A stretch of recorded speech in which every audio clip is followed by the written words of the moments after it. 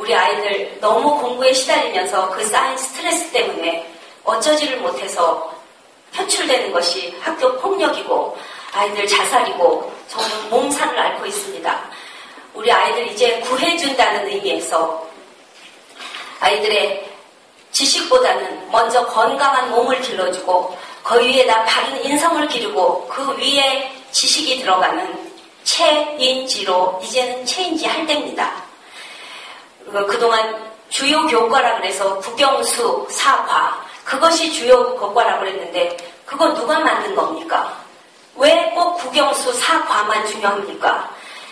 음악, 미술, 체육이 우리가 평생 살면서 즐기고 그렇게 살고 싶은데 그 음악, 미술, 체육 그런 예능 교과들은 다 부수 과목이 되고 거기에서 종사하는 분들은 학교에 계셔도 완전히 뒷자리로 밀려나는 이런 속에서 어떻게 우리 아이들이 행복할 수 있겠습니까? 우리 아이들 행복한 속에서 학창시절 보내게 해줘야 되고 그때 배운 올바른 과목들로 평생을 살게 해야 합니다. 여러분 엄마들이 진짜 학부모들이 외치고 있습니다. 그래서 우리가 제안했을 때 교환단체 이렇게 같이 예치하는 미협 또 대한체육회에서 다 공감하셨습니다. 오늘 이 자리에 발제자로 또 토론자로 어렵게 원고 써주시고 참여해주신 분들 정말 감사드립니다. 여러분의 원고는 하나하나가 진짜 옥고였고 우리나라 교육의 방향을 제시하는 그런 원고였습니다. 오늘 이 자리에서 잘 많이 토론해주시고 여러분도 깊이 참여해주셔서 우리나라 교육이 완전히 체인지되는 시발점이 되어주시길 바랍니다. 감사합니다. 안녕하십니까. 이렇게 만나면서 반갑습니다. 학교 폭력 및 교육 개혁을 위한 세미나에 바쁘신 중에도 참석해 주신 대한민국 교육에 관심이 많은 부모님 그리고 교직원 관계자 여러분 감사합니다. 오늘 세미나 주제는 요즘 학교에서 관심이 집중되고 있는 학교 폭력 예방과 역대 정권마다 강조해온 또 누구나 강조한 인성교육의 교육의 가장 중요한 핵심이다. 그런 주제를 가지고 세미나를 열리게 돼서 무엇보다도 참 이 교육 계획에 뜻깊은 날이 아닌가 그렇게 생각이 됩니다. 인성교육 누구나 다 중요하다고 하죠. 그런데 현실은 그렇지 않죠. 저는 인문계고등학교에서 26년간 또 실업계고등학교에서 3년간 예술중고등학교에서 9년간 교육생활을 하고 금년 2월에 퇴임을 했습니다. 그러니까 누구보다도 이 교육 현장에서 여러 가지 분야에 골고루 교육을 접하고 직접 참여했던 사람 중에 한 사람입니다. 특히 인문계고등학교에서는 지식교육에 사실은 중점을 뒀죠. 왜냐?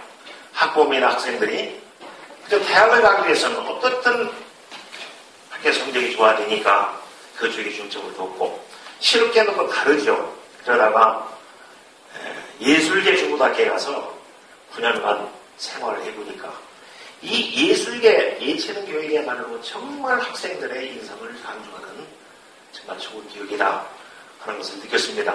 제가 직접 학생들 하나하나 이렇게 비교해보면 예술계 교육학교에서 교육을 받는 학생들은 감성이 풍부하고 참 예의 바르고 그야말로 우리가 추구하는 그런 자질이 다른 어떠한 학교 학생들보다도 훨씬 좀 높았습니다. 그러고 볼 때 말로만 예체능 교육이 중요하다가 아니라 실제로 제가 피부로 느끼기 때문에 오늘 같은 이런 세미나가 중요하고 앞으로 우리 교육이 이렇게 바뀌어야 되겠다 하는 생각을 특별히 해봅니다. 우리가 평생 여기 뭐 계신 분도 계시지만은 아시겠지만은 평생 학교에서 지식교육보다는 학교 다닐 때 음악이나 미술이나 했던 것이 기억이 굉장히 날 거예요. 그리고 또 사회생활 할 때도 만약에 학교에서 음악교육에 조그만 악기 하나라도 내가 학교 다닐 때 배워서 지금 서투르나마 연주를 할 수 있다면 얼마나 행복한 삶을 살 수 있을까? 상관하지 않겠죠. 마음이 우러올 때 그런 것을 아주 이해하기도 하고. 이런 걸 볼 때도 굉장히 예술교육, 음악교육이 중요하다 그런 생각이 듭니다. 그리고 요즘 학생들이 굉장히 심약해요. 체력이 약해요. 그러니까 마음도 약해. 학교에서 왕따 문제가 있죠. 사실 왕따 시킨 학생 문제지만은 다른 학생들 보면은 굉장히 심약해요. 신진이 약해. 이게 나는 체력이 약해서 그렇다고 봐요. 자기 몸이 튼튼하고 건강하면은 절대로 누가 왕따 시킨다는 일이 당하지는 않을 거거든요. 그러고 봐서 체력이 굉장히 중요하다 그런 생각이 듭니다. 옛날 한동안 체력장애가 있어서 유시에 그때는 학생들이 체력이 굉장히 좋았어요. 근데 요즘 학생들은 운동장 조회할 때 10분을 못 서 있어요. 그러고 봐서 체육교육도 대단히 중요하다. 아까 미술에서 나오셔서 말씀드렸지만은 저도 미술하는 학생들을 보면은 굉장히 감성이 풍부하고 창의력이 풍부해요. 상상이 풍부하고 이런 교육이 현장에서 있어야 된다. 이런 생각이 듭니다. 올바른 학생을 길러나기 위해서는 학부모님과 학교에서도 해야 될 일을 해야 되겠지만은 저는 현장 경험을 통해서 볼 때 그런 교육을 시키려고 하더라도 현재 제도가 그렇지 않아요. 예를 들면 지금 인문대 고등학교에서 체육시간, 음악시간, 미술시간이 옛날에 비해서 현저히 줄었어요. 많은 인설교육이 중요하고 예술계 교육, 예체능 교육이 중요하다 말만 하지 현실은 전혀 그렇지 않습니다. IQ보다는 EQ 감성지수가 높아야 된다는 것은 말로 학자들도 다 얘기하고 또 우리 현장에서 실제 현실에서 중요하다고 느끼면서도 제도는 그렇게 안 돼 있어요. 그래서 저는 오늘 교육감님이 직접 참여해서 대화를 말씀드리고 싶었는데 이 당국에서 제도를 개선해 줘야 돼요. 그러니까 예체능 과목의 최소 단위를 좀 상향 조절해서 늘려줘야 됩니다. 최소한도 인성교육에 필요한 예체능 교과수를, 시간수를 좀 늘려달라. 교육과정을 좀 개선해서 최소 단위 상향 조절해달라. 이것이 제도적으로 좀 필요하고 그렇게 함으로써 예체능 시간이 좀 늘어날 거라고 생각이 됩니다. 그리고 또 한 가지는 요즘에 집중 이수제라는 게 있어요. 그래서 한 학년에 과목수가 제한되어 있습니다. 거기에 체육은 2번 제외되어 있어요. 음악미술 들어가 있어요. 그럼 어떤 교육이 생기느냐? 이 예체능 교육은 일주일에 1시간씩이라도 지속적으로 1, 2, 3학년에 골고루 나눠줘야죠. 한 학기 다 끝나고 말아요. 과목수에 제한돼 있어서. 이 제도는 뭔가 잘못됐다는 생각이 듭니다.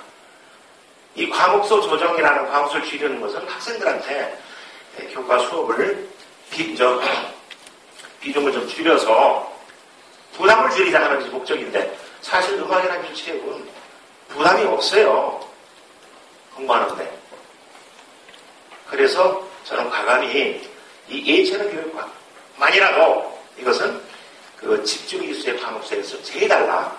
그럼 학교에서 폭넓게 기준 단위수는 높여주고 집중 이수의 과목수에서 좀 제한을 철폐하고 이렇게 현장에서 어느 정도 골고루 예체능이 이루어지지 않을까 그런 생각이 공교육의 정상화 방안의 일환으로는 모든 규정과 기준을 좀 바꿔줬으면 좋겠어요. 이게 무슨 말씀이냐면은 지금 교육청에 있는 시설 기준이라든지 모든 규정이 학급당 학생 수가 50명 내지 60명 있을 때 만들어진 제도입니다. 그런데 현재는 40명에서 안 되죠. 특목 같은 예술계고등학교는 지금 40명 정도 되는데 일반 학교는 뭐 30명 정도밖에 안 되죠. 그런데 그 기준은 옛날 기준 그대로 가지고 있어요. 그래서 이런 것도 사실 제도적으로 당국에서 좀 현실하고 동떨어진 거기에 맞춰서 좀 붙여주고 해야 되는데 그게 안 되지 않느냐. 그래서 이런 걸 좀 과감하게 개선해야 된다 그런 생각이 듭니다. 예, 교육감이 계시면 제가 좀 더 구체적인 말씀 드리겠는데 나중에 좀 제안 드릴 기회가 있으리라고 생각해서 그때 말씀드리도록 하겠습니다. 예, 그리고 지금 뭐 여기 계신 분은 교육계 관여하시는 분은 다 피부로 느끼지만은 규제가 너무 심해요. 학교는 학교장 중심으로 학교장한테 맡겨집니다. 자율권을 줘야 돼요. 그런데 아주 사사건 것 다 간섭을 해서 교장에게는 아무것도 없어요. 심지어는 기간제 교사 4년 대강으로 가지적으로 6개월이나 1년 동안 대강을 써야 되는데 그런 강사 쓰는 것조차도 교장이 함부로 못해요. 모르는 것은 학교장이 모든 관한 다 가지고 있고 할 수 있다고 생각되지만 현실은 전혀 그렇지 않습니다. 그래서 이런 자율권도 학교장한테 좀 일임을 하고 줘놓고 잘못하면 책임을 묻으면 될 거 아니에요. 지금은 주진 않고 책임만 있습니다. 조금만 잘못하면 전부 교장 책임으로 집니다. 참 이런 것이 제가 교육생활을 하면서 정말로 안타까운 일이었습니다. 그래서 이 공교육이 제대로 활성화되고 정말 우리 교육이 바뀌어야 되기 위해서는 여러 가지 문제점이 있습니다만 이렇게 쉬운 것부터 하나하나 차근차근 고쳐나가야 된다고 생각이 듭니다. 아무쪼록 오늘 세미나가 공교육 설립의 일환인 학교 폭력 예방과 교육계획에 조금이나마 도움이 되기를 바라면서 발표자와 토론자로 참석해 주신 여러분께 감사의 말씀을 드립니다. 감사합니다. 몇 년 전만 해도 우리는 체육교육의 부실과 파행이 여론의 동화에 올랐던 경험을 가지고 있습니다. 특히 비정상적인 체육 수업의 형태는 고등학교에서 빈번하게 일어나고 있는 것이 현실입니다. 파행적인 체육 수업이 여전히 현재 진행인 상태에서 중학교에서의 체육 수업 실수의 증가와 스포츠 활동의 장려는 왠지 균형이 맞지 않는 저런발이처럼 느껴집니다.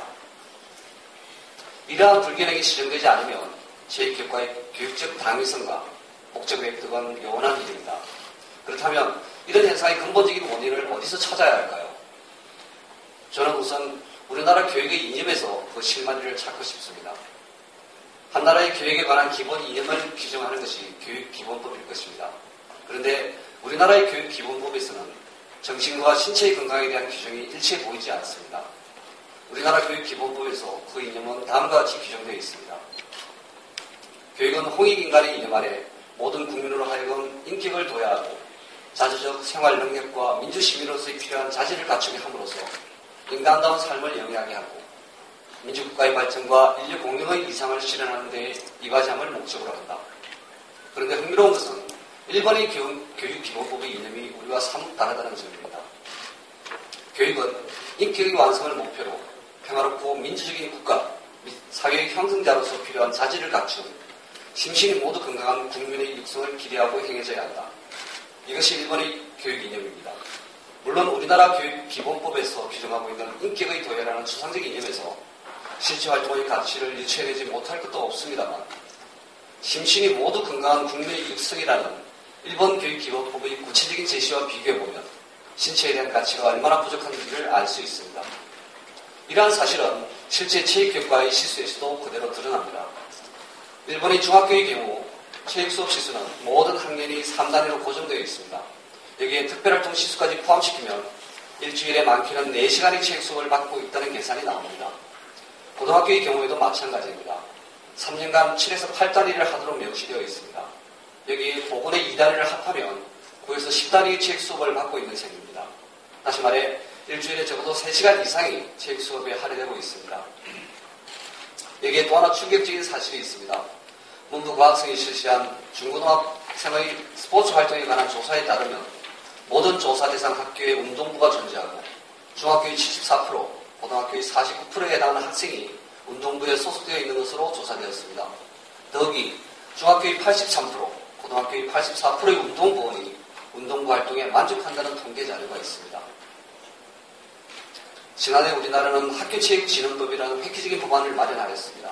이는 학교체육 정책의 선진화와 학교체육 활성화를 기대하게 만드는 매우 의미 있는 사건입니다.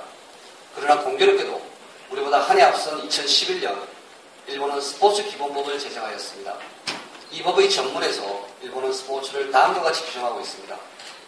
스포츠는 차세대를 담당할 청소년의 체력을 향상시키고 타인을 존중하고 협력하는 정신, 공정함과 기회를 존중하는 태도와 극기심을 배양하며 실천적 사고력과 판단력을 기르는 등 인격의 형성에 커다란 영향을 미친다. 일본의 스포츠 기본법에서 우리가 눈여겨보아야 할 것은 스포츠를 국민의 기본권으로 보장하고 있다는 점입니다. 이것이 우리와 크게 차이가 나는 점입니다. 움직임에 대한 욕구를 보편적 권리로 규정하는 것. 이것이 우리나라와 일본의 체육이 편차를 이루는 가장 큰 원인일 것입니다. 생물학적으로 육체의 성장은 자연스러운 현상입니다. 그러나 신체의 성장은 다릅니다. 신체는 자라나는 것이 아니라 길러지는 것이며 길러지기 위해서는 목적과 이념이 필요합니다. 그동안 우리나라의 체육은 이러한 목적과 이념이 매우 정치적이었습니다. 체력장을 떠올리면 쉽게 알 수 있는 것처럼 건강한 신체를 통하여 근대화와 산업사회에 공헌하는 노동력의 육성 혹은 국가를 수호하는 강인한 체력 등이 지난 시대의 체육이 담당해왔던 교육의 목적이었습니다. 여기서 청소년의 신체는 목적을 위한 수단에 불과한 것이었습니다. 체육에 대한 이런 뿌리 깊은 편견은 여전히 남아있습니다. 체육을 발달적 관점에서 이해하여 개량화하는 작업으로 인식하는 경향 또한 여전합니다. 이러한 인식은 체육을 단지 학생들이 체력을 길러주는 것으로 오인하게 만듭니다. 또한 지덕체의 서열적 사고로부터 체육의 역할을 육체의 건강과 단련을 담당하는 주변부의 교육으로 생각하는 그릇된 사고방식이 아직도 건재해 있습니다. 이런 편견이 체육교사를 쉽게 근육과 규율을 담당하는 책임자로 규정하는 것입니다. 체육에 대한 편견과 몰이에는 기본적으로 우리나라가 진학의 비중이 과중하게 비대화된 서열화된 사회이기 때문일 것입니다. 학교가 서열화되고 학벌이 서열화되는 구조 속에서 수직학교에 포함되지 않는 소위 말하는 엄미체 과목은 소외될 수밖에 없습니다. 말로는 전인교육을 내세우면서 실제 전인교육에 필요한 중요한 요소들은 등한시 한 채 오로지 지식을 묻는 전근대적인 형태가 우리나라 교육 문화를 지배하고 있습니다. 전인교육이란 말 그대로 자라나는 청소년에게 내재되어 있는 전인격적 명화를 발견하고 이를 육성하여 바람직한 인격체로 성장시키는 것입니다. 이때 바람직한 인격체라는 것은 인지적, 사회적, 정서적 측면이 고루 발달한 상태를 말합니다. 체육은 이 세 가지 요소를 동시에 발달시킬 수 있는 유일한 교과입니다. 그럼에도 불구하고 체육을 단지 학생의 건강과 체력 단련에 도움을 주는 신체의 교육이라는 전통적 사고방식이 불식되고 있지 않습니다. 여기에는 체육의 가치에 대한 모래가 크게 작용하고 있는 듯합니다. 그동안 체육은 신체의 교육에 집중되어 왔습니다. 신체의 교육은 신체 활동이 근간이 되어 이루어지는 교육을 말합니다. 그러나 체육 활동은 신체 활동 자체에 집중된 교육이 아닙니다. 학생들이 운동 기능과 체력 정지를 위한 효율적인 지도 방법과 내용이 체육이라고 한다면 태권도장이나 한강 고수부지를 뛰는 것이 훨씬 도움이 될 것입니다. 신체를 교육시킴으로써 획득하고 발양할 수 있는 인간 발전의 전인적 측면을 고려하지 않으면 체육교과는 성립할 수 없습니다. 따라서 체육은 단지 교과로서의 수업 활동만을 의미하지 않습니다. 학교 내에서 일어나는 계획된 신체 활동은 모두 체육에 포함됩니다. 이를 까닭에 스포츠 클럽 활동, 방과 후 신체 활동도 모두 체육의 본주에서 바라보아야 하며 이는 정기 수업과 다른 교육적 목적을 가지게 되는 것입니다.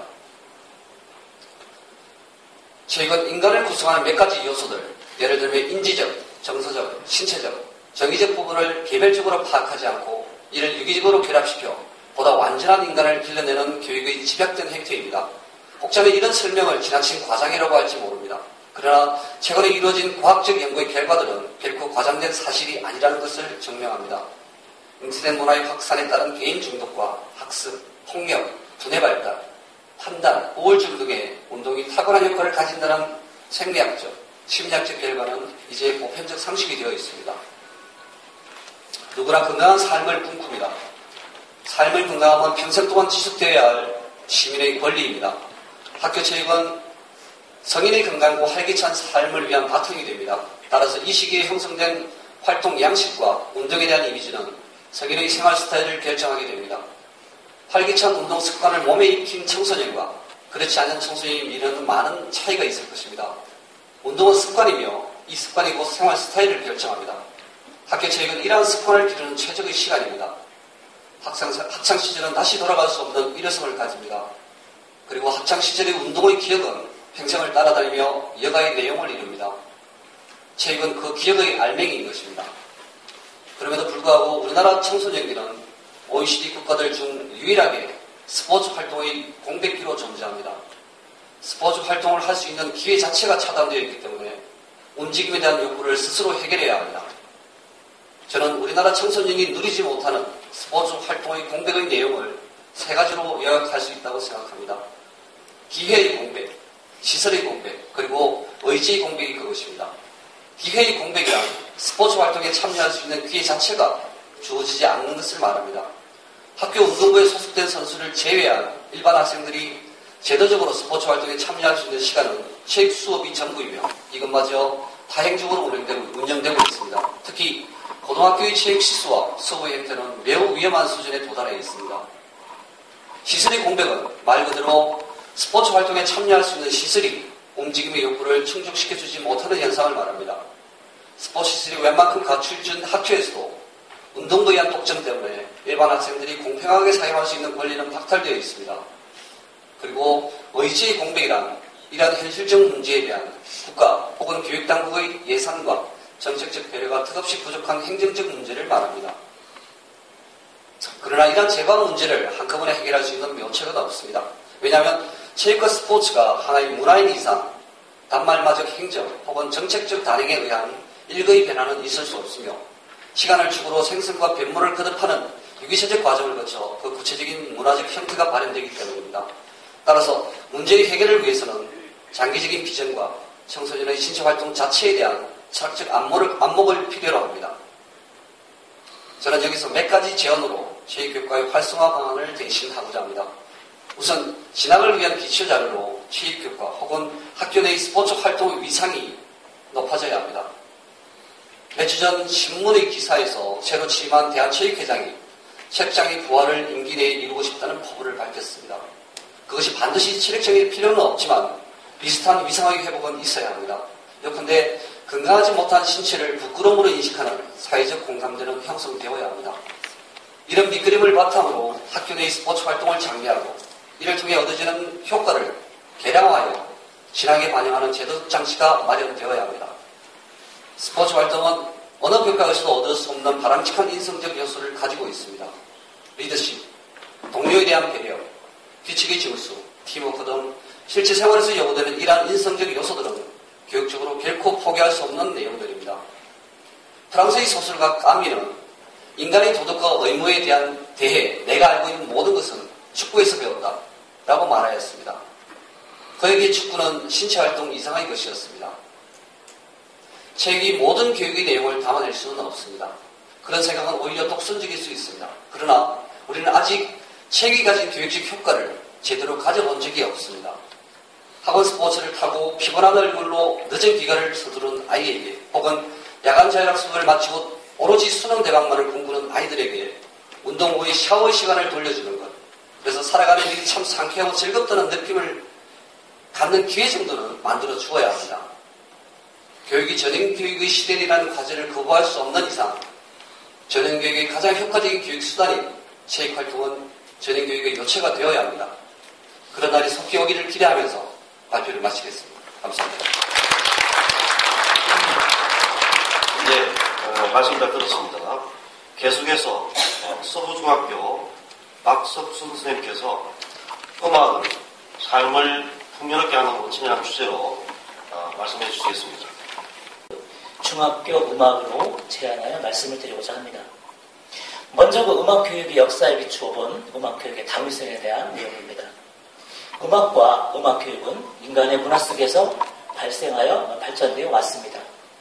역사를 통하여 음악은 크게 세 가지 역할을 수행했다고 볼 수가 있겠습니다. 첫째, 종교와 음악의 상관관계로서의 역할. 둘째, 음악과 인간의 관계로서의 역할. 셋째, 인간의 사회 구조로서의 역할이 그것입니다. 음악은 이 세 가지의 공통적 세계관을 이해하는 데 중요한 자료로 인식되어 왔던 것입니다. 고대 중국과 인도네시아인들은 음악을 우주 만물의 구조가 소리 속에 정리된 것으로 보았습니다. 또한 고대 그리스인들은 음악을 우주의 만물적인 사고로 인식하였습니다. 이로써 고대 신비주의적 사고와 그리스의 종교적, 철학적 음악 사상이 탄생을 했던 것입니다. 그리스인들은 음악이 인간의 성품이나 도덕, 그리고 윤리에 직접적인 영향을 미친다고 생각을 했습니다. 이것을 에토스 이론이라고 하는데, 플라톤은 법률학에서, 아리스토텔레스는 정치학에서 음악의 중요성을 역설하고 있습니다. 그리스 교육의 핵심은 체육적, 음악적 교야였습니다. 즉, 신체를 위한 체육, 영혼을 위한 음악이었던 것입니다. 이런 철학적 기조에서 음악의 교육과정이 출발되었다고 볼 수가 있겠습니다. 다시 말씀드려서 음악교육은 이상적 미래를 위한 인간에게 꼭 필요한 교육으로 인식됨에 따라서 오늘날까지 교육과정으로 수용되어 왔던 것입니다. 음악교육의 당위성은 앞서 살핀 음악교육의 역사를 통하여 확인할 수가 있었습니다. 이제 저는 음악교육과 관련된 문제점을 세 가지 측면에서 말씀을 드려보자 합니다. 첫째, 음악교육에 대한 철학의 부재, 사회적 인식의 결여를 지적하고자 합니다. 앞에서도 살펴봤듯이 음악을 인간 삶의 본질적 문제와 우주 만물의 구조를 받아들였던 고대인들의 철학적 인식과 21세기를 사는 우리의 그것은 많은 차이를 보이고 있음을 알 수가 있습니다. 즉, 국어, 영어, 수학, 사회, 과학 관련, 즉 주주 과목 공부를 잘해서 좋은 대학에 진학을 했고 좋은 직장을 얻었고 일상은 풍요로워졌습니다. 그러나 우리의 자녀들은 행복하지 않다고 말합니다. 우리는 생존 경쟁의 구도 속에서 현실 문제 해결에만 급급해왔던 것입니다. 방법론에만 몰두해왔습니다. 음악과 같은 예체능 과목은 내 삶에 도움이 되지 않을 것 같았기에 소홀히 다뤘던 것입니다. 음악은 인간의 문제, 영혼의 문제와 관계가 깊다는 것을 이상적 미래를 위한 인간 교육으로 매우 중요하다고 하는 것을 간과해 왔던 것입니다. 예술 내지 예술 교육에 대한 철학의 부재는 교육 정책을 책임지고 운영하는 담당자들에게도 발견이 됩니다. 2011년부터 시행된 집중이수제가 대표적인 것입니다. 바꿔 말하면 집중이수제는 현장 교사의 의견이 무시된 채 이루어진 탁상공론 행정의 대표적인 사례가 되겠습니다. 현재 대부분의 중학교에서는 음악과 미술과 도덕 등의 과목을 집중이수제로 운영을 하고 있습니다. 집중이수제 실시 이전에 음악은 중학교에서는 1학년에 2시간, 2학년에 1시간, 3학년에 1시간을 배정하여 3년 동안 음악 수업을 지속적으로 실시하고 있었습니다. 그러나 그 틀이 완전히 바뀌었습니다. 집중이수제로 인해 1학년에 한 학기 4시간, 2학기 때 한 학기에 4시간 이수를 하고 있습니다. 다시 말해서 3년 동안 익히도록 한 음악 교육을 1년 동안에 집중적으로 배우게 하고 있는 것입니다. 이것이 교육적으로 타당한 것일까요? 다루이스만 채웠다고 교육이 된 것일까요? 당연하게도 이는 교육적 측면에서 학법의 지속성과 연속성을 전혀 고려하지 않은 비교육적인 처사인 것입니다. 이 지도 때문에 올해 저희 학교 3학년 학생들의 음악 수업은 없습니다. 내년에도 없을 것이고 후년에도 없습니다. 이러한 현상은 계속 지속이 될 것입니다. 집중이수제 실시 이유와 목적은 매우 소박했습니다. 아까도 말씀을 드리시는 분이 계셨었는데요. 학생들에게 시험에 부담감을 줄여주어 행복하게 해주겠다는 의도였었습니다. 그래서 예술 과목인 음악과 미술 과목이 집중이수제의 희생양이 된 것입니다. 사실은 학생들에게 과목 수를 줄여서 행복하게 해주겠다고 했는데 행복했던 과목들을 짧은 시간 내에 배우게 함으로써 행복감을 빼앗아간 결과가 된 거죠. 그래서 학생들 대다수가 설교나 예술, 즉 미술이나 음악 과목을 접하는 과정에서 학교 생활의 만족감과 행복감을 느낀다는 연구 결과들은 정말 상식에 속하는 이야기입니다. 게다가 미술이나 음악과 같이 실기시험의 비중이 상대적으로 큰 학과목의 경우에는 학생들 대부분이 시험 전날에 공부한 내용으로 이론 시험에 응하는 것을 현직 교사들은 경험상 잘 알고 있습니다. 게다가 모든 과목은 그 나름의 교육적 당위성을 지니고 있는데도 어찌 교육 정책자들이 앞장서서 과목별 우열을 가리는지 도대체 이해할 수가 없는 것입니다. 문제점은 또 있습니다. 현재 우리 학교에는 전학 온 학생들 중에서 이전 학교에서 집중 이수제로 인해서 음악 수업을 받지 못한 학생들이 12명 있습니다. 이들의 음악 수업은 어떻게 해야 할까요? 개별 지도를 해야 할까요? 아니면 방과후 수업으로 대체할까요? 묘안이 없는 것이 현실입니다. 학교별로 이러한 상황을 예견하여 대책을 세워서 진행을 합니다만 진정한 의미의 교육은 이루어지기가 힘듭니다. 정확히 말씀드리자면 이들의 수업 시설을 채운다고 하는 것은 담당 교사가 미수 학생들을 위해서 똑같은 수업을 1년 동안에 2번을 반복해야 한다는 의미가 됩니다. 하면 되지. 뭐가 문제야? 하시겠지만 그렇다면 미수 학생들을 위한 수업 시간과 공간은 또 어떻게 확보해야 할까요? 우리의 현행 교육 여건상 불가능한 일입니다. 그런데도 정책 담당자들은 이 불가능한 일을 행하라고 강요를 하고 있습니다.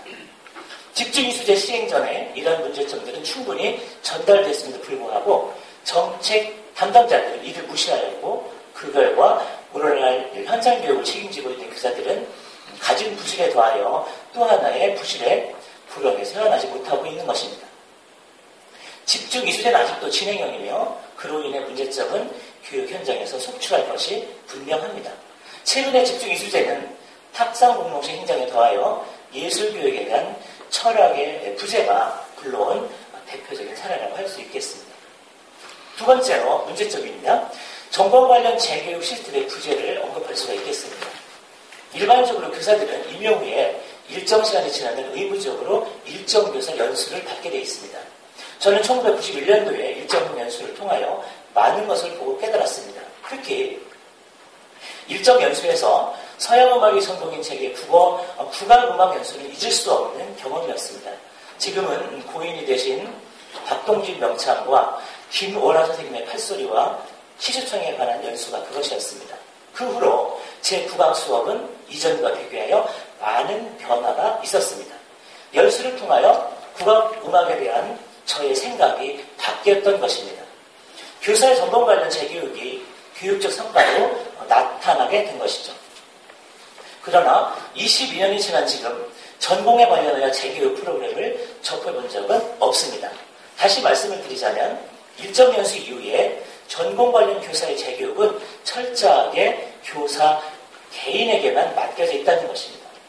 열정이 넘쳐서 개인적으로 각종 연수와 재교육의 기회를 갖는 교사는 있을 수가 있겠습니다만은 교사의 전공 관련 재교육 시스템의 부실 내지 부재는 교육의 질 저하로 이어질 수 있음을 명심해야 할 것입니다.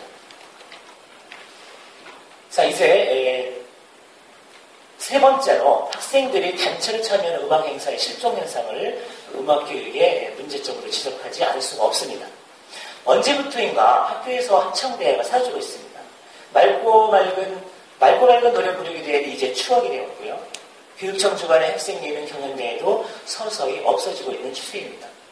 제가 근무하고 있는 경기도의 경우에는 학생 예능 경연대회에서 개인 종목을 채택하고 있는 시도가 거의 없는 것으로 알고 있습니다. 다만 단체 종목인 합창과 합주만이 그 명맥을 유지하고 있을 뿐입니다. 그러면 누가 합창대회를 없앴을까요? 또 누가 학생 예능 경연대회를 없앤 것일까요? 저는 그 이유를 학교가 바빠진 데서 찾고 있습니다. 교사들이 거의 모든 업무는 컴퓨터를 통하여 이루어집니다. 그러나 편리한 컴퓨터는 교사들의 업무를 더 가중시키고 있습니다. 오히려 교사에겐 일이 더 늘어나는 것이죠. 기록하는 방식, 즉 이전에 손으로 썼던 방식이 자판 기록이라는 방식으로 대체되었을 뿐입니다. 학생들의 경우는 어떻습니까? 학교 수업이 끝나자마자 방과 후 수업을 듣지 않는다면 학원으로 직행해야 합니다. 음악 행사를 위하여 선생님들과 학생들이 시간을 내기가 어렵습니다. 엊그제 본 신문의 짧은 내용입니다. 요즘은 학기 초에 학생들과 함께 환경미화를 할 수 없다고 합니다. 아이들이 너무 바빠서 환경미화를 하자고 말을 할 수가 없다는 것입니다. 환경미화는 오로지 교사들의 몫이 되는 것입니다. 이러한 교육 환경은 음악 행사를 원천적으로 불가능하게 만들었고 그로 인해 얻을 수 있는 많은 것들을 학생들로 하여금 빼앗아간 결과로 이어졌다고 생각을 합니다. 끝으로 저는 음악교육의 활성화 방안은 음악교육의 문제점에 대한 대안적 차원에서 세 가지 내용을 말씀드리고자 합니다. 첫째로 음악교육의 중요성을 홍보할 수 있는 다양한 기회를 마련해 줄 것을 제안합니다. 둘째, 전공 관련 교사들의 재교육 시스템을 구축해야 합니다. 셋째, 학생들이 다양한 음악 행사에 참여할 수 있는 교육 환경을 조성해 줄 것을 교육 관계자 여러분께 부탁을 드립니다. 학창 시절의 음악 행사 참여는 학생들에게 음악과의 유대감 내지 친숙함을 부여함으로써 음악이 베푸는 여유 있는 삶을 허용할 가능성이 높습니다. 이에 앞서 해결해야 할 일은 학교와 학생의 바쁜 원인을 제거해주는 것입니다. 특정 집단의 양보만으로 그 원인을 제거하기란 사실상 불가능합니다. 이 문제는 정책을 이끄는 전문가와 교사, 학부모, 학생들 모두가 연관이 되어 있기 때문입니다. 그래서 사회 전반의 공감대 형성이 필요합니다. 그러나 이 방법 외에 희망이 전혀 없는 것은 아니라고 봅니다. 왜냐하면 우리나라는 OECD 국가 중 공부의 효율성이 매우 낮은 나라이기 때문입니다. 공부에 대한 효율성만 높인다면 공부에 사용했던 그 시간들을 음악적 행사를 비롯한 예체능 활동에 사용할 수 있기 때문입니다. 음악은 소리로 존재하면서 인간의 마음을 움직입니다. 감정의 변화를 이끌어냅니다. 인간의 정신을 정화시켜서 이상적인 미래를 꿈꾸게 합니다. 현대의 지친 삶을 치유해주는 힘이 있습니다. 이것들은 음악 교육을 통하여 더욱 확대될 수 있으며 우리 삶을 더욱 풍요롭게 해주는 원천으로 기능합니다. 학창시절에 활동했던 합창단과 오케스트라의 경험이, 감동을 받았던 교향곡 한 악작이, 뮤지컬 음악 한 곡이 평생 동안 나의 삶을 여유롭고 풍성하게 이끌 수 있음을 기억하시기 바랍니다. 감사합니다. 미술교육의 문제점을 잘 지적해 주셨습니다. 이제 발표 마지막 순서로 신서고등학교 전재현 선생님께서 미술은 미래창조 국가전략사업이라는 주제로 말씀해 주시겠습니다. 미술은 무엇이라고 생각하십니까? 그냥 그림 그리는 교과입니다. 그러면 그림은 무엇일까요? 그림은 대상을 보고 똑같이 그리는 재주입니다. 세 번째요. 미술은 우리 생활에 어떤 역할을 한다고 생각하십니까? 그냥 늘 바쁘게 살다 보니 전시장 한 번 가보지도 못했는데 바쁜 사회생활 속에서 미술의 역할을 알 리가 없죠. 이처럼 우리 현실 속에서의 미술은 일부 특수계층만이 누린다는 고전적인 생각을 아직도 벗어나지 못하고 있는 실정입니다. 또한 미술 교과의 교육 영역은 미술 이론 학습과 비평 학습을 아우르는 큰 영역임에도 불구하고 현행 학습법은 표현활동, 감상활동 영역 중 표현활동 중심으로 이루어진 탓에 미술 교육은 단순히 그리고 만드는 기능 교육이라는 부호를 낳았고 그 결과 예능 교과라는 표현의 굴레에서 벗어나지 못하고 있는 것이 오늘의 현실입니다. 따라서 미술 교육에 대한 이러한 인식의 편협성은 미술 교과의 정상화, 활성화를 가로막는 결정적인 장애물로 생각합니다. 흔히 미술 영역인 디자인을 얘기할 때면 우리는 의뢰, 코카콜라병 디자인을 먼저 떠올립니다. 이 특유의 디자인은 2009년 영국 브랜드 조사기관에 의하면 그 값어치가 무려 853억 달러, 우리 돈으로 85조 원입니다. 이 코카콜라 회사는 잘 만든 병 하나로 100년 동안 넘도록 세계 음료 경제 시장을 지배하고 있는 것입니다. 그러면 본격적으로 미술의 중요성을 넓게 이해하는 측면에서 21세기 선진국가들이 미래 전략 산업으로 내세우는 신3D 산업, 물론 20세기에는 3D 산업이 더럽고 위험하고 힘든 산업이었습니다만 21세기 신3D 산업이 3D 산업이죠. 어떤 산업으로 알고 있을지 묻고 싶습니다. 바로 디지털, DNA, 위정공학이죠. 그 다음에 바로 미술 영역인 디자인 산업입니다. 우리나라 이번 새 정부에 미래산업과학부라는 정부부서가 만들어졌습니다. 산업혁명을 일으킨 영국은 이미 우리와 유사한 창조산업부라는 정부 조직을 만든 지 오래됐고요. 최초 디자인 학교 설립은 물론 디자인은 국가적 전략산업으로 삼아서 유럽 디자인의 근간을 이루고 있습니다. 혹 아시는 분도 계실지 모르겠습니다만 애플사 창업주인 스티브 잡스죠. 수천수백만 달러를 줘도 바꿀 수 없다는 사람이 바로 애플사 디자인은 조나단 아이브입니다. 영국에서 주방용 용기라든지 욕조를 디자인한 그의 재능을 잡스가 발견해가지고요. 수많은 애플사의 디지털 상품을 디자인한 사람이 바로 그입니다. 잡스가 죽고서요, 사후에도 이 디자이너가 애플사의 바로 부사장입니다. 현재 애플사와 우리 대기업 간에 벌어진 스마트폰 디자인 전쟁에 이 사람이 바로 중심에 서 있습니다. 그러면 우리 사회로 돌아가 보겠습니다. 모 자동차 회사에서 몇 년 전 멋진 소형 자동차를 디자인한 적이 있는데요. 그 차가 바로 유럽 시장을 석권한 소울이라는 차였습니다. 지금은 K 시리즈로 다양한 디자인 자동차를 출시하고 있습니다만 그 이면에는 그 피터 슈라이어라는 독일 아우디 자동차 디자이너가 있었습니다. 우리 한국 기업에서 상고초려해가지고 정성을 들여가지고 모셔온 사람입니다. 한국 자동차 디자인에 새 바람을 일으킨 이가 바로 독일인 이 사람입니다. 현재 이 기업 자동차 공장 사장으로까지 승진하여 또 다른 디자인에 몰두하고 있습니다. 이 얘기가 무슨 의미를 갖고 있다고 생각하십니까? 바로 미술은 이제 우리가 매달려야 할 국가 전략산업이라는 뜻입니다. 그런데도 우리는 현행 미술교육은 어떤 방향으로 전개되고 있습니까? 우리나라의 모든 교육은 다름 아닌 아까 체육과 음악과에도 말씀드렸습니다만 대학 입시학원이다 보니 현재 교실 붕괴니 인성교육 부재니 하는 말은 한마디로 입시 중심 교육의 그 원인이고 있음을 누구나 알고 있는 사실입니다.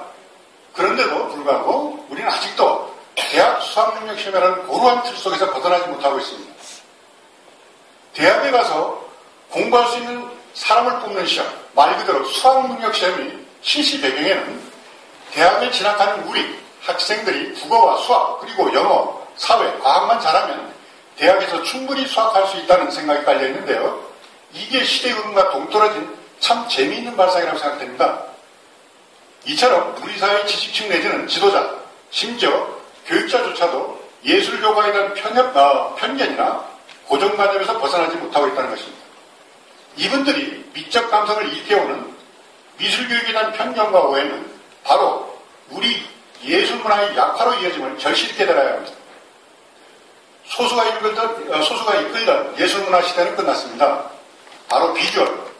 과거에는 파인아트라고 그랬습니다만 요즘에 유럽이나 미국에서는 비주얼이라고 합니다. 미술을요. 즉 눈으로 보는 것이 모든 미술교육이 대상이 되어야 합니다. 따라서 미술교과의 교육적 역할과 그 의미는 금세기 교육의 화두인 창의성 측면에서 교과 통합이 확산적 방향으로 재구태되어야 합니다. 레오나르도 다빈치가 모든 영역에서 천재성을 발휘했지만 그의 직업은 바로 화가입니다. 세계적인 비디오 아티스트 창시자인 큰 족적을 남긴 작가 백남준 역시요. 동료문대를 나왔습니다. 동료문대를 나와서 미술을 했고요. 유럽과 미국에서 성공해서 세계 최고의 아티스트로 20세기에는 피카소라고 합니다. 21세기에는 바로 백남준이라는 말이 최고의 찬사를 해도 그래서 이제는 우리는 미술과 같은 창의성을 일깨우는 교육, 교과야말로 밝은 미를 읽어내는 유효한 도구임을 깨달아야 할 시점인 것입니다. 우리가 흔히 얘기하는 역사 속의 태평성대와 서양의 르네상스 시대에 예술과 사회의 관계는 어떠했는지 잘 아실 겁니다. 국가든 개인이든 예술가에 대한 끊임없는 후원이 이루어졌을 때 영정주 시대의 김홍도, 신윤복이 나왔고 앞서 말씀드린 레오나르도 다빈치나 미켈란젤로, 라파엘로 같은 예술 천재들이 나타나는 것입니다. 즉 국가와 사회가 예술을 어떻게 생각하고 활성화하느냐에 따라서 세계적인 창조적인 인물들이 탄생한다는 것은 당연한 현상인 것입니다. 그러나 우리가 지금 흔히 얘기하는 한류, 지금 아까 말씀했습니다만 K-팝인 젠틀맨이라든지 강남스타일이라든지 우리 문화의 세계화를 거론하면서 과연 국가는 어떤 교육적 정책으로 지속성과 연계성을 이루고 노력하고 있는지 되묻고 싶습니다. 21세기 국가 경쟁력은 제조업이 아닌 문화 창조 산업입니다. 예술 역시 이제는 과거 소비 지향의 일부 계층을 위한 전유물이 아닙니다. 국가 산업 육성 정책 차원에서 접근해 나가야 된다는 말씀입니다. 따라서 미술교육 역시 단순한 표현학습에 한정된 기능 교과가 아닌 미술 이론과 비평학습을 통한 감상활동 그리고 그에 따른 정서순화 교육이 동시에 이루어져야 합니다. 결론적으로 30년도 가까이 미술 현장 교육을 지켜온 교사로서 미술교육 활성화에 대한 몇 가지 제안을 하고자 합니다. 첫째, 현행 미술교와의 집중 미세를 재검토해 주시기 바랍니다. 아까 체육과 음악과도 말씀했습니다만은 학기별로 수업 시간을 몰아넣고서 집중 수업을 한다는 전제 아래 대충 과목 기술을 처리하려는 교과 시간 안배는 없어져야 한다고 생각합니다. 예를 들어서요, 1년에 처방한 1년짜리 처방이 영양제를 하루 하나씩 먹어야 된다는 사람이 6개월로 단축해가지고 2알씩 먹는다고 해서 치료 효과가 같을 수 없습니다. 교과 학습도 마찬가지라 생각합니다. 특히나 미술교육은 전반적인 학습 진행 효과 속에서 정서 안정, 창의력 증진 차원에서 감성교육을 담당하고 있습니다. 그런데도 집중유시라는 틀 속에 몰아넣어 단기적으로 처리하려는 행정편의 교육적 횡포는 반드시 사라져야 한다고 생각합니다. 둘째로 교육행정당국은 새로운 수행평가 기준안을 마련하여 미술평가의 타당성을 높일 수 있는 평가 도구를 제공해 줄 것을 제안합니다. 무엇을 만들려는 창작교육과 창의적 발상을 하려는 학생들이 점차 줄어들고 있습니다. 미술 시기 시간에 창작 대상에 흥미를 잃거나 창작 활동에 의욕이 없다 보니 점차 산출물 제작 능력이 퇴보되고 있다는 게 큰 문제입니다. 아무리 훌륭한 지도 방법을 동원하여 제작을 요구한들 과제에 대한 학생들이 흥미와 수행 의지가 부족하다 보면 과거에 비해 현저하게 작품 완성도도 떨어지는 건 당연합니다. 그렇다고 학생 지도 여건도 열악하다 보니 작품 활동을 하지 않으려는 학생들에게 수업 중 실기를 권유하기가 더욱 어려운 시점입니다. 실기 점수를 부여하는 우수, 보통, 미흡이라는 3단계 평가 역시 극복이 정밀하지 못한 데서 문제인 것입니다. 왜냐하면 수업에 작품 제작 유무를 떠나서 참석만 했어도 점수를 부여하게끔 수행평가 지침이 마련되어 있습니다. 더욱 작품 제작을 독려하는 데 어려움이 있다는 것입니다. 이런 상황에서 미술 시기 작품의 완성도를 높여나가기란 사실상 불가능에 가깝습니다. 그러므로 교육행정당국은 새로운 수행평가 기준안을 조속히 마련하여 학생들이 작품 활동에 전념할 수 있는 교육적 환경을 만들어주시길 바랍니다.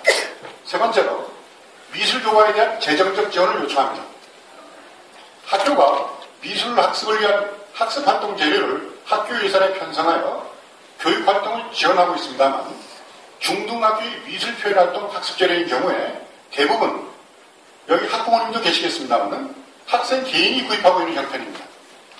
미술교과 학습활동 재료가 타 교과에 비해 많이 소모됨에도 불구하고 아직까지도 학생들이 개별 구입을 의존해서 수업이 이루어지고 있는 경우가 많다는 것입니다. 따라서 재료 구입이 어려움으로 인해 미술 수업이 위축 내지는 왜곡될 수 있음을 간과해서는 안 됩니다. 넷째로 미술 교과에 대한 장기적 차원에서 폭넓고 체계적인 프로그램을 마련해 주기를 청원합니다.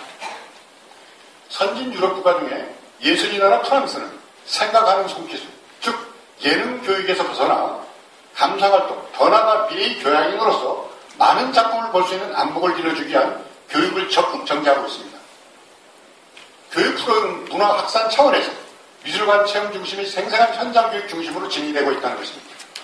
과거 르네상스의 영광과 문화의 자부심이 큰 이탈리아 역시 일반 학교의 체계적인 미술학습이 이루어지는 물론이고 과학계 고등학교까지 몇 년간 대생 과정을 두고 있을 정도로 조형교육과 미학적 개념교육을 통한 미술교육을 체계적으로 실시하고 있다는 것입니다.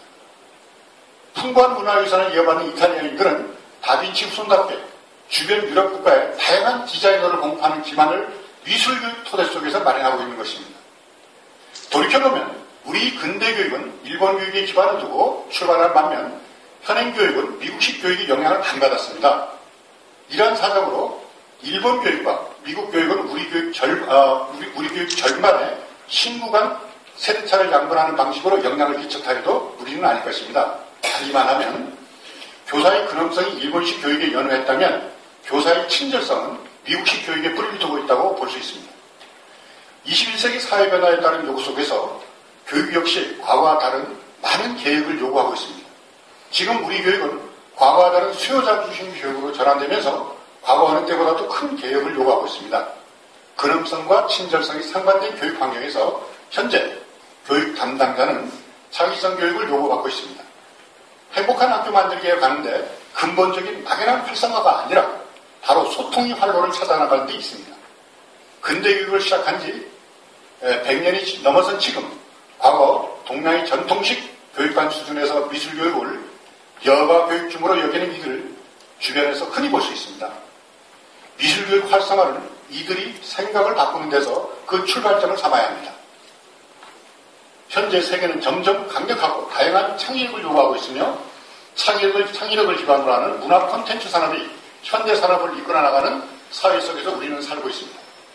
당연하게도 창의력을 길러주는 디자인 교육을 포함한 미술 교육은 국가 정책적 차원에서 적극적으로 장려되고 추진되어야 합니다.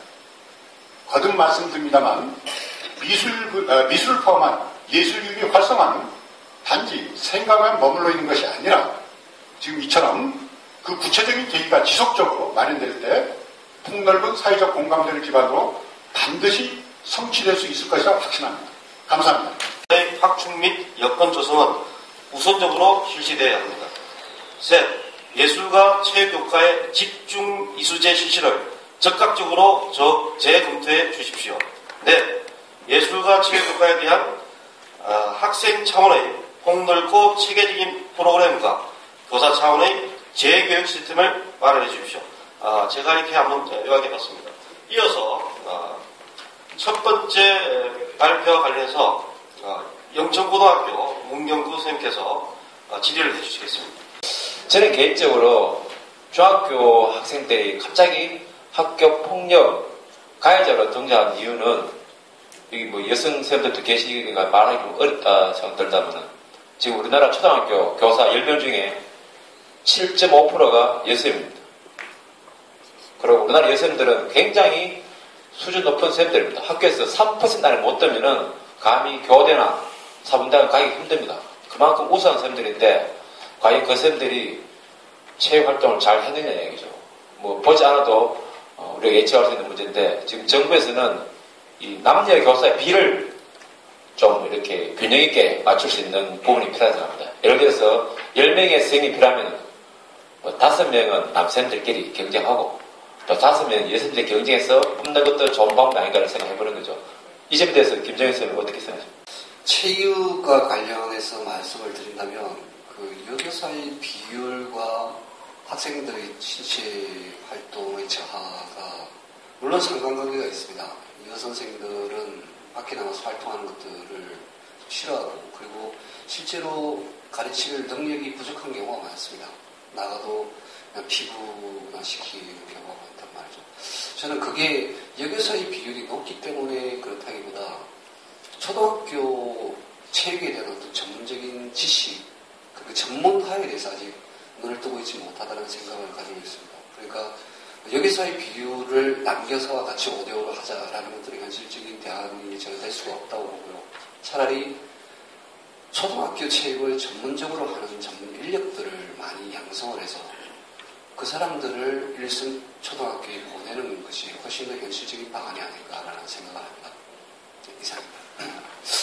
뭐 듣고 보도 그렇다 싶은 생각 들죠. 그래서 지금 제가 알기로는 이 자리에 우리 한국의 초등학교 선생님들을 대신해서 스포츠 강사라는 직업을 가진 체육인들이 계십니다. 여기도 지금 신동유 회장님이라고 한국 학교 스포츠 강사 연합회 회장님 와 계시는데 사실 이분들 이야기 들어보면은 실질적으로 상당히 어려움이 많고 혹시 기회 되시면은 나중에 한 말씀 들어볼 수 있는 기회가 되면 좋겠습니다. 이 문제도 넘어가겠습니다. 두 번째 문제입니다. 이 체육에 대해서 근원적 경험성인데요. 제가 기억하기로는 약 40년 전 이야기입니다. 40년 전에 제 집에 텔레비가 들어왔습니다. 그때 사실은 동네에서는 엄청난 축복이었습니다. 집에 TV 있는 것이.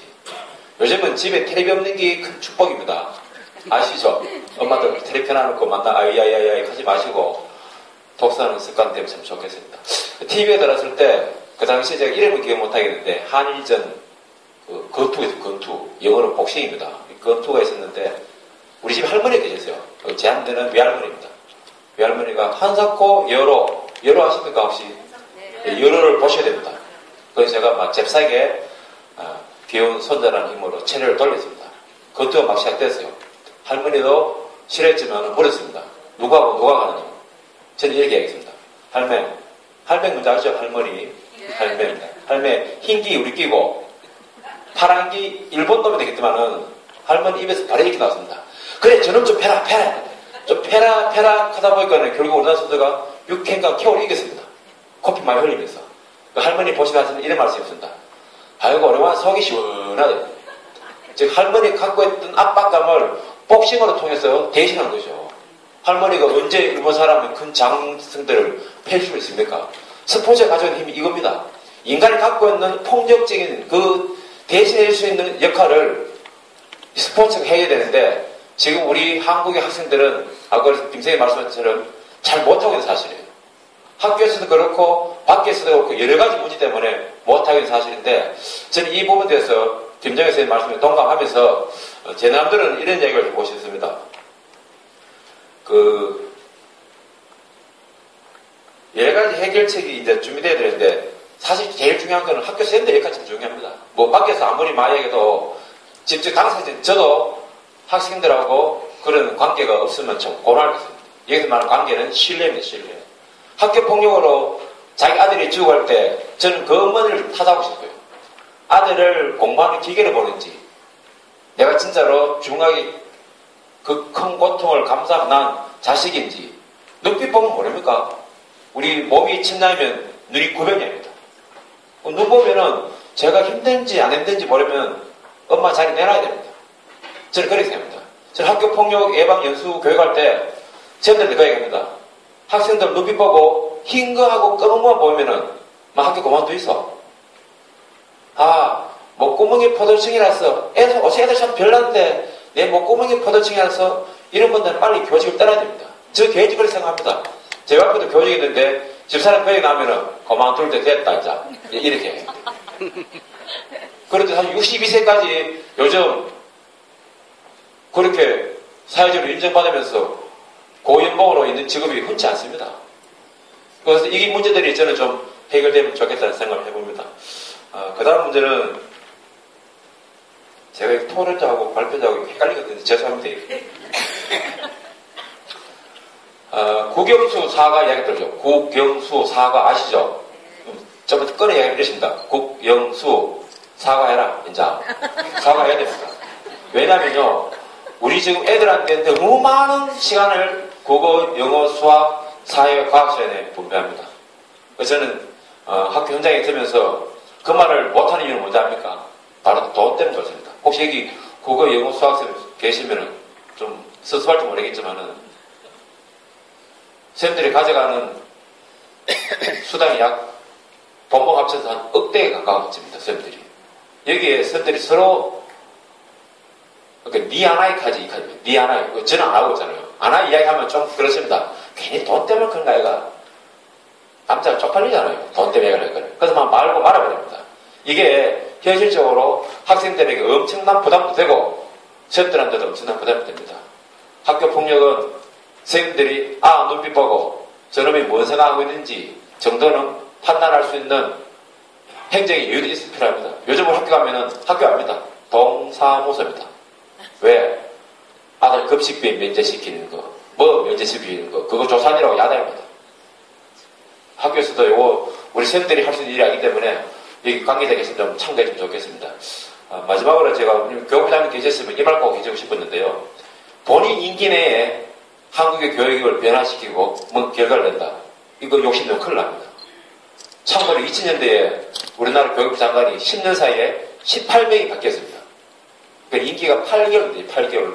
교육은 100년이 되겠는데 대한민국을 이끌어갈 교육계 수장이 8개월 만에 끝나는 상황이 많이 벌어졌습니다. 그 문제도 좀 고려되면 좋겠고요. 마지막으로 지금 시간 다 되겠는데 죄송합니다. 이거 제가 오늘 막 팩스로 급히 뽑아냅니다. 제가 글자 잘 못하고 1번하고 2번 보이시죠?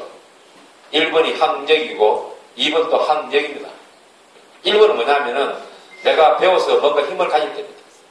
내가 뭔가 힘을 가지려면은 반드시 기본적인 체력이 바탕이 돼야 됩니다. 즉 음악과 체육과 미술이 바탕이 된 정서적인 사람이 공부를 잘해야 그 사람이 정신이 되고 우리나라 창조 교육을 할 수 있습니다. 못 배운 놈이 조금 사회적인 무리 일으키는 거죠. 그냥 골목에 술 한잔 먹고 소리 꽉 지르고 오자면 서근히 끝입니다. 그런데 배운 놈들이요 못된 짓 하면은 많은 사람을 힘들게 만들고 많은 학생을 죽게 만듭니다. 정말로 공부하는 학생들 좀 잘 들으면 좋겠습니다. 우리나라 서울대 생들 50% 이상이 60세에 체지방과 60세에 근력을 갖고 있답니다. 그리고 51.5%가 우울증 위험군이랍니다. 우리가 지금 이 나라를 끌고 가는 대부분 사람들 중에 그 사람들이 있는데 우울증 있는 사람들한테 이 나라를 맡겨야 되겠습니까? 안 되겠죠? 그래서 음악을 좀 하고 미술로 좀 감성 좀 익히가 그리고 체력 좀 다져갖고 그래갖고 뭐 좀 열심히 하도록 많은 어머니들이 여기 계신 아버님들이 또 관계자분들께서 좀 신경 좀 써주시면 고맙겠습니다. 이사님. 진성고등학교 도호명은 선생님께서 질의해 주시겠습니다.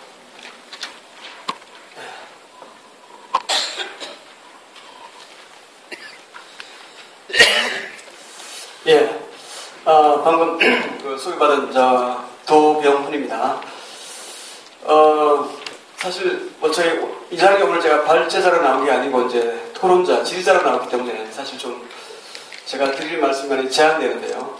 오늘 앞서 세 분 발제자 선생님께서 그 각 교과 입장에서 좋은 말씀 많이 해주시고 그 당위성에 대해서 다 해주셨다고 생각합니다. 단 이제 약간의 좀 이렇게 좀 의구심을 조금 그런 점만 제가 말씀을 좀 드리겠습니다. 특정 교과를 제가 말씀드리지 않고요.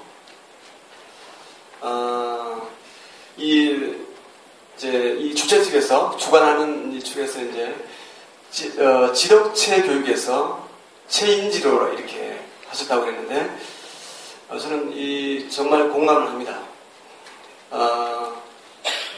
불교에서도 이제 삼학이라고 해서 개정회라고 합니다. 개는 이제 바른 생활을 통해서 규칙적인 생활. 그러니까 몸을 먼저 전전하는 거죠. 그래야만이 집중력. 다음에 정입니다. 정. 그 다음에 지혜요. 이렇게. 개정회. 이걸 삼학이라고 합니다.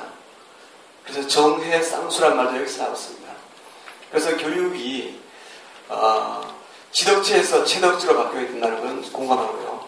또 거기서 한 걸음 나아가서 인지로 어질린자로 했다는 것도 굉장히 놀라웠습니다. 인이라는 것은 이제 아시다시피 공자의 중심 이제 논어에 나오는 유교적 개념인데요. 이 인이라는 말은 사실은 우리 살구 시를 행인이라 한자로 행인이라는데 행인 이게 씨앗입니다. 씨앗. 그리고 간단히 말씀드리면 인이라는 것은 인간이 인간일 수밖에 없는 씨앗을 말하는 겁니다. 그래서 이 덕보다는 인으로 이렇게 한 것은 정말로 잘하신 것 같고 또 물론 영어로 체인지와 이렇게 음도 동음이고 그래서 참 이렇게 알기 좋고 이래서 이런 패러다임의 전환에 대한 어떤 이런 당위성 절대적으로 공감하고요. 다른 이제 이런 문제를 어떻게 이것을 앞으로 실현해 나갈 것인가. 물론 이제 이런 민주사회는 이런 어떤 다수가 어떻게 결집하는 여기 달려 있으니까 이런 어떻게 힘을 모으는가 하는 거예요. 개인적으로 이런 소수가 이런 생각을 가지고 있어도 힘을 모으지 못하면 될 수가 없습니다. 그러니까 이제 그 인식의 전환을 전제로 어떻게 이걸 결집하는가 이게 과제인 것 같습니다. 당장 음악, 미술, 체육 이렇게 모으는 참 쉽지 않습니다. 그죠? 여기에 대한 어떤 결집을 할 수 있는 것도 있어야 될 것 같고 이런 게 앞으로 큰 과제일 것 같습니다. 그리고 미술 교과만 놓고 보더라도 솔직히 말씀드리면 제가 현장에서 느끼는 것은 미술 교사부터 변해야 된다. 그 생각 참 많이 합니다. 참 답답합니다. 그러니까 미술을 지나치게 정의적으로 접근하는 여기도 아까 선생님 말씀하셨지만 그냥 감성적인 어떤 영역으로 예를 들어 감상 같은 경우도 그냥 느낄 감자인 줄 아는 분들이 많아요. 감상이 분별할 감자거든요. 그게 거울 감자인데 분별해서 즐긴다는 게 쉽지가 않죠. 분별력을 갖는 건 이거는 가치의 문제입니다. 그러니까 예술적 가치가 뭐냐, 미적 가치가 뭐냐 이런 데 대한 굉장히 이거는 철학적인 문제고 쉽지 않은 문제거든요. 근데 여기에 대한 어떤 기본적인 게 없습니다. 그러니까 아까 여기 이제 수행평가 기준안도 마련해줘야 된다고 그러는데 사실은 이런 것들이 교사들이 이렇게 기본적으로 공부를 해서 그러니까 그걸 만들어 나가야 되는 거죠. 그러니까 그렇게 해서 해야 되는데 우선 그런 공감대가 형성이 안 돼 있고 그러니까 당연히 정책 입안자들은 여기에 이 분야의 전문가들이 아니지 않습니까? 그래서 이런 문제가 생기는 것 같고 하여튼 해결해야 될 이게 과제가 참 많은 것 같습니다. 그래서 저는 정말 오늘 이런 자리가 첫 번째 이렇게 모였다는 자체가 이제 오늘 큰 의미가 있는 것 같고 앞으로는 이렇게 그러니까 세세하게 이제 그런 과제를 어떻게 이제 실천해 나갈 것인가 여기에 이제 어떤 과제가 있는 것 같습니다. 그리고 이제 여기서 미술만 하더라도 미래창조 국가 전략 사업 이렇게 이제 어떻게 보면 접근을 했는데 사실은 이것도 어떤 가치의 사실은 문제입니다. 물론 이제 이런 게 중요합니다. 저도 제가 이제 그 발표와 토론자로서 이제 그런 디자인의 중요성을 말하면서 이런 이야기를 충분히 저도 약간은 담았습니다만 또 그 본질적인 어떤 더 근본적인 어떤 측면이 있습니다. 그런 것도 저희들이 또 이렇게 간과하면 안 될 것 같고요. 그래서 하여튼 저는 그렇습니다. 세 분은 다 좋은 말씀을 해주셨고요. 또 서로 보완적인 측면이기 때문에 지리자로서의 어떤 그런 것보다도 제가 쓴 것 부분 중에 한번 제가 말씀드리면서 한번 같이 한번 생각해 보시는 기회를 생각해 보면 좋을 것 같습니다. 제가 쓴 글 중에 34쪽이에요. 비교 분석하는 감상 활동을 통해서 생각 창의성을 키우는 미술 수업이 이루어져야 아까 말씀하시는 너무 우리 미술이 기능 위주로 이루어지고 있다. 이제 거기에 대한 어떤 약간 또 문제의식과 같이 제가 그걸 전제로 이렇게 쓴 겁니다. 미술교과는요, 심미적 감수성을 풍부하게 하는 정의적 교육의 측면. 그러니까 이제 창조적 표현 활동도 중요하지만 감상 활동을 통해서 생각의 힘을 키우는 교과이기도 하다. 이런 관점에서 현행 기능 위주의 미술 수업보다는 감상 및 체험 활동을 강화하고 이론 수업도 단지 지필평가를 위한 수업이 아니라 아름다움에 대한 철학적 성찰을 바탕으로 생각을 키우는 힘으로 전환되어야 한다. 동서고금의 다양한 미적, 예술적 가치와 미술작품의 차이점에 대해 심층적으로 비교 분석하는 미술교육은 스스로 생각하는 힘을 길러주어 창의적 가치를 이해하고 풍부한 문화적 삶을 영위하는 바탕이 되기 때문이다.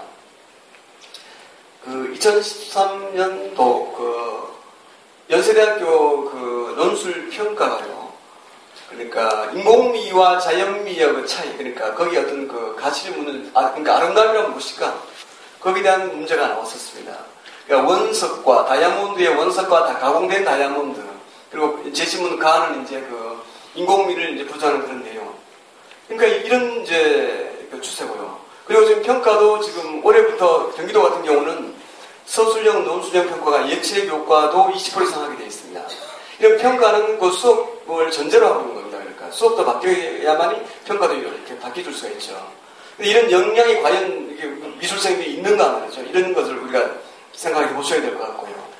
그래서 그래 이제 아까 소수가 이제 이런 걸 우리가 바꿔나가는 건 사실이지만 이제 이런 공감대가 먼저 형성되고 전환이 되야 된다는 겁니다. 그러니까 그래서 안팎으로 이런 정말 수업의 내실화 그리고 정책 당국에 대한 어떤 또 꾸준한 설득력 그러려면 논리적 설득력을 갖춰야 되는 겁니다. 그래서 그런 노력을 우리 이 예술계에 몸담고 있는 사람들도 여기에 또 이런 사회에 운동하시는 분들이 좀 역량을 더 갖춰야 될 것 같다고 생각합니다. 예, 이상입니다. 마지막으로 차동춘 선생님께서 현행 미술 교육의 정상화 방안과 관련해서 질의해 주시겠습니다. 예, 안녕하십니까. 공교육 살리기 국민연합의 차동춘입니다. 미술 교육이 아니라 음악 교육입니다.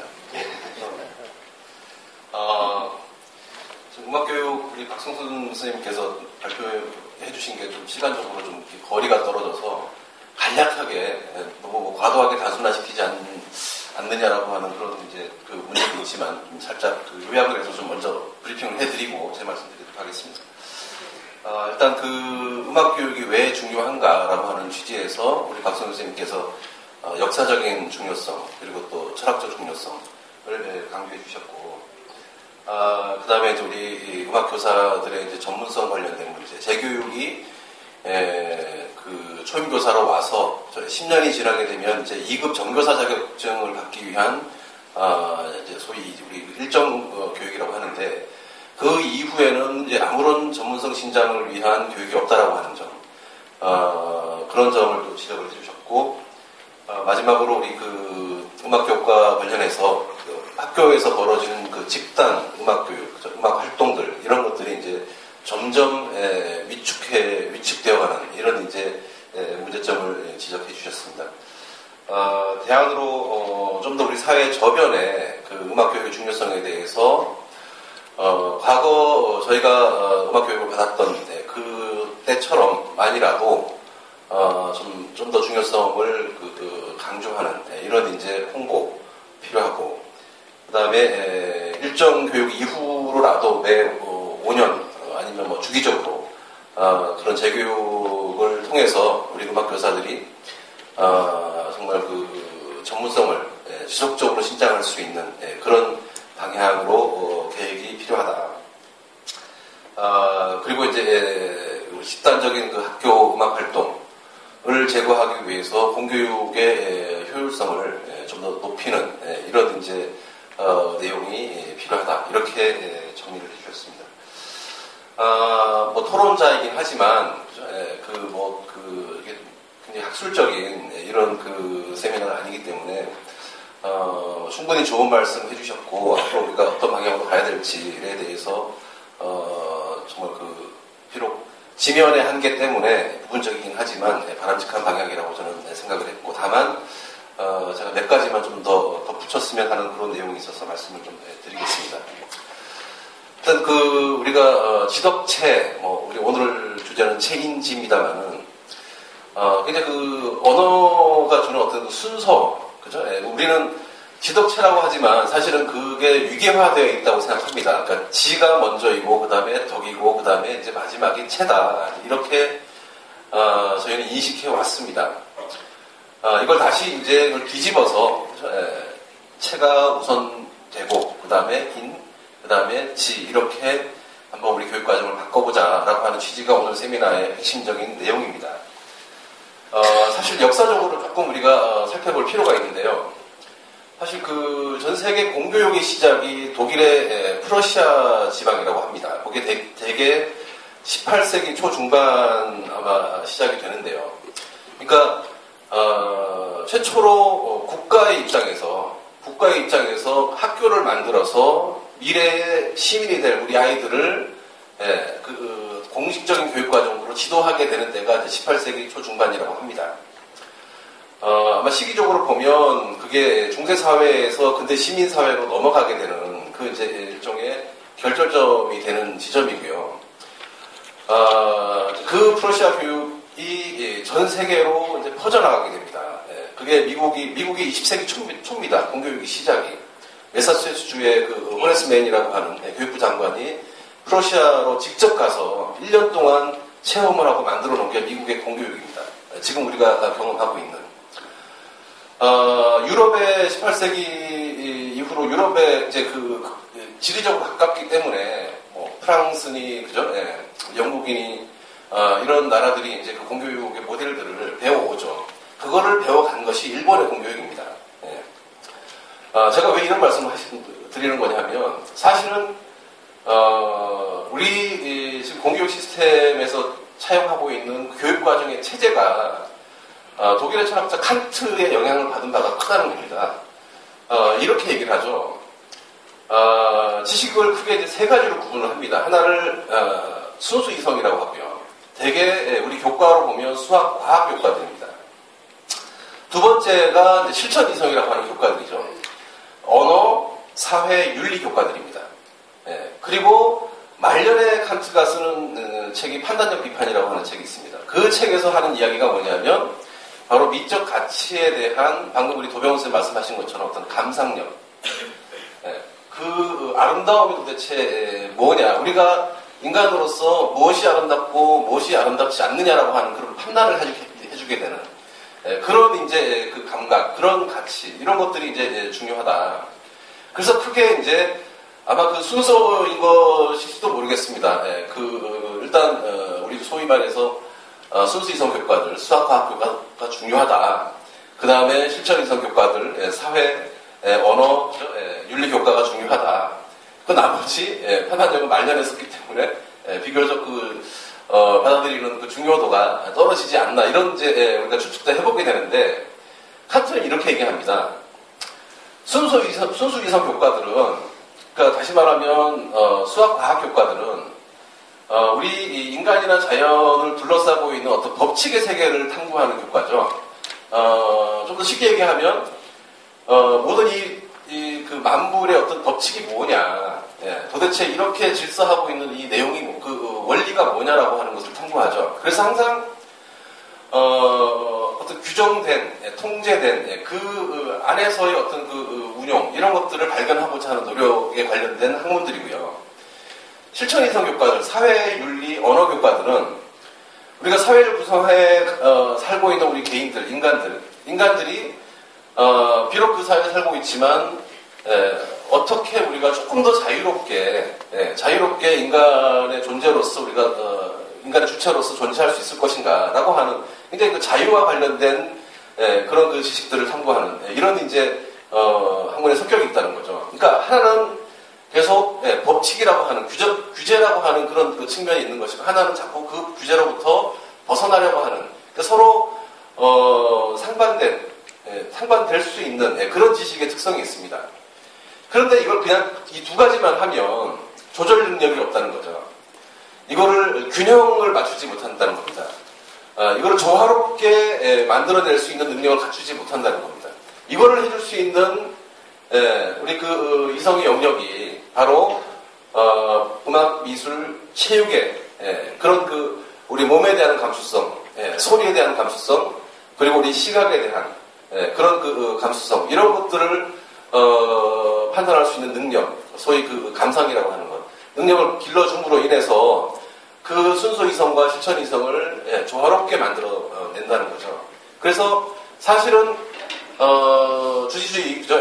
사실은 뭐 수학학, 그 다음에 사회윤리, 그 다음에 은미체의 순서가 아니라 수평적으로 순수 이성과 실천 이성 사이에 은미체가 중심을 이루고 있어야 된다. 이 중심이 없으면 양쪽 그 순수 이성과 실천 이성은 이렇게 날개에 불과하다. 이렇게 이야기를 합니다. 그래서 이번 그 기회를 통해서 다시 한번 우리 음악을 비롯한 우리 예체능 교과의 중요성을 우리 사회가 다시 한번 그 원리에 따라서 다시 한번 우리가 주의를 환기시키는 이런 이제 기회가 필요하다라고 하는 것이 중요한 의미가 되겠고요.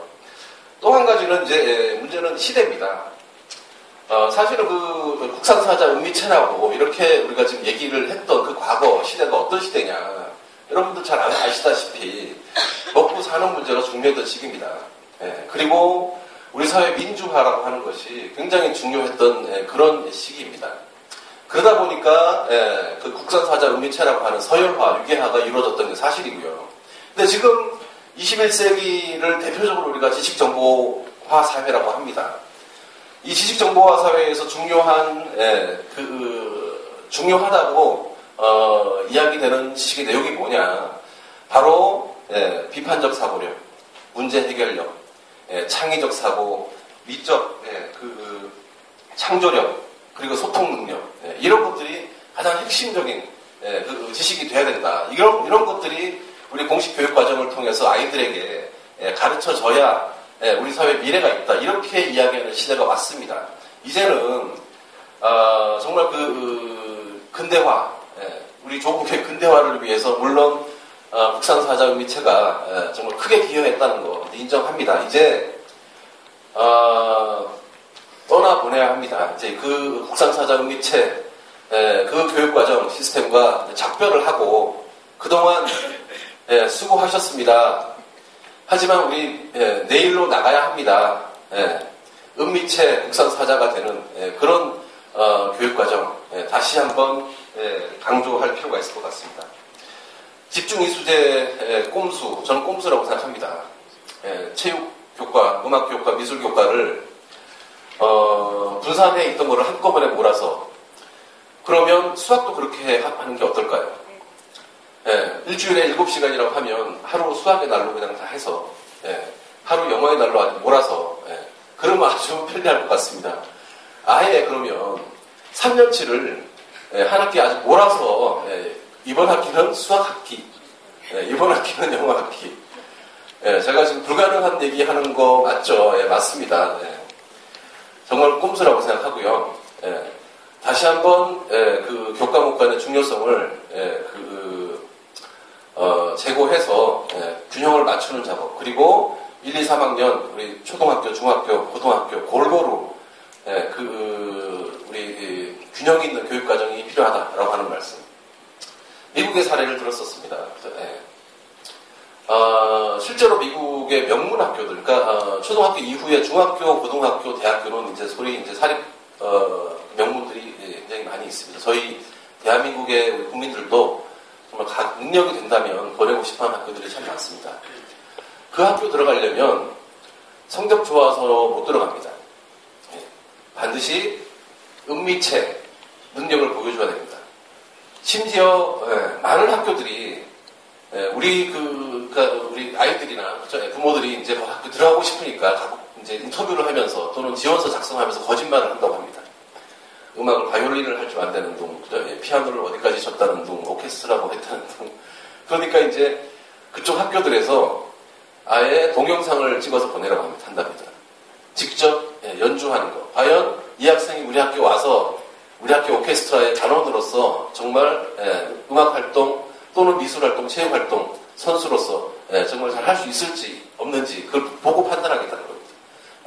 정말 그런 교육을 통해서 미국의 엘리트가 아까 우리 교육자 우리 선생님께서 말씀해 주셨지만 영국과 유럽을 이튼이 끌고 간다고 하듯이 미국의 교육, 동부의 명문 사립들이 끌고 갑니다. 그 교육 과정 안에는 정말 균형 있는 은미체가 중심을, 그 공교육의 중심을 이루는 그런 교육 과정이 있지 않았나 이런 생각을 해봅니다.